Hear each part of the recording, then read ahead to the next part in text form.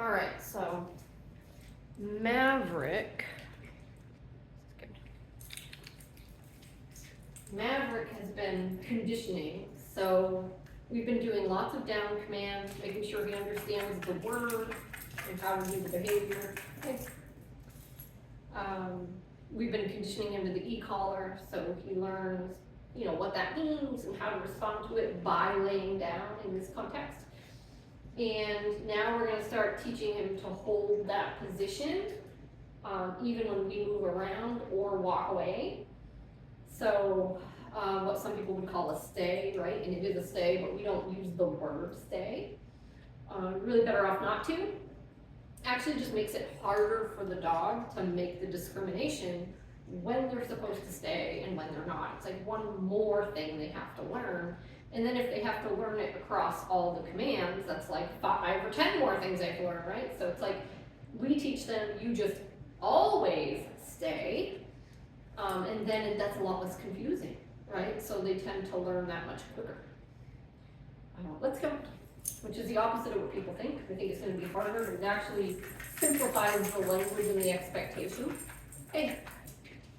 So he's scratching at his collars a lot today. Come here. Let's go. I know. What are we doing? I'm trying to get you in front of the camera. Down. Good. So I didn't use the e-collar at all there, because now that our conditioning is done, I'm only going to use this when he's not listening, when he's not complying. So whether he's being defiant or he's confused or he's distracted, down. Or if he makes a mistake and gets up early, down. That's when I will turn this on. But it's still pretty low. But at this stage, we can start experimenting with bumping it up a little bit if we have to, and we can still give him help if he needs help. But he's starting to learn all this stuff now, and it's time for us to start introducing a little more accountability. So now we're only using this for non-compliance, and we'll start bumping it up a little bit to get some traction if we need to. So I'm just going to walk around a little bit. I'm not going to go far because this is the first time I've asked him to do this. Good. No. Pressure turns on. Down. Okay. So we're still on a low level. No. Oh, step on his leash. Come here, buddy. Bring him back over here. Down. So what I'm going to do, I'm going to just bump this up a couple points to a 9 or a 10. Because now that I've told him a couple of times, I just want to see, if he keeps getting up, if this slightly higher level will be a little more attention grabbing and give us a little bit more traction. But I'm not looking for him to be perfect right now, because this is the first time we've done this. But I don't want to have to tell him the same thing every 5 seconds, because that's not actually a productive exercise. So I want to see that he's learning something and that we're making a little progress. So it really shouldn't be that hard to get your dog to stay there. Now, all dogs are different. If you have a dog that's scared for their life, it's going to look different. If you have a dog that's super overstimulated and squirrely and high energy, it's probably going to look different. But most dogs, no. Down.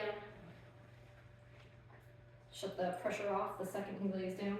Most dogs, it's just a matter of telling them in a way that they care about that they have to stay there. And obviously they have to understand it, so that's why we want to keep the language really simple.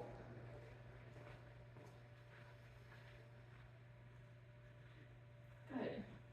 Break. Come on, break. And now I'm going to help him up. Good boy, good job. Yeah. And I can even give him a piece of food. So he wasn't sure about breaking, which is pretty common at this stage because you keep telling him to stay there. So you just grab the leash and show him it's time to get up. Hey, stop scratch constantly. Come here, buddy. Good boy. Come on. Down. Good. No. Down.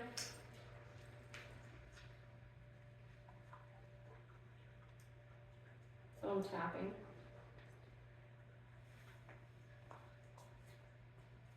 That was the first time that I've ever had him lay down, and then I just walked away like that pretty swiftly. So naturally, he just wanted to get up and follow me, because that's what he would normally do. So this is the process, not of punishing him, this is the process of teaching him what it is I want him to do and what it is I don't want him to do. And the e-collar helps us make that really clear really fast. And then down the line, there'll be a punishment for that. Of course there will. There will need to be, or it will never be reliable, right? But we don't start there. For everyone that thinks this is so mean, we don't start there. This is really low. It's on a 10. I can't feel a 10. So it's just information right now, really. And at the most, he might find it a little annoying. And that's it. Break. Yeah, good boy. And you can see that break was a lot better. Come here, buddy. Good. Down. Down. So I really think he's just scratching because he's anticipating the e-collar. And a lot of dogs will scratch at e-collar stimulation. So sometimes we have to show them, like, you can't just scratch. You need to just lay down.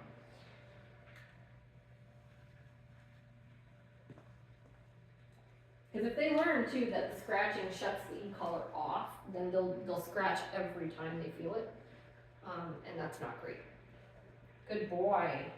Break. Yeah, good boy. Some food. So we're not using a ton of food at this stage, but we're still using a little bit. Come here, buddy. Come on. Yeah, good boy. Down. Good. No. Pressure turns on. Step on his leash. Come on. Let's go. Down. And I'm going to show him we shut this off by laying down, not by scratching. And the thing is, I'm not going to let him migrate like that, so that's why I made him kind of come back here where he was, because he had moved kind of far.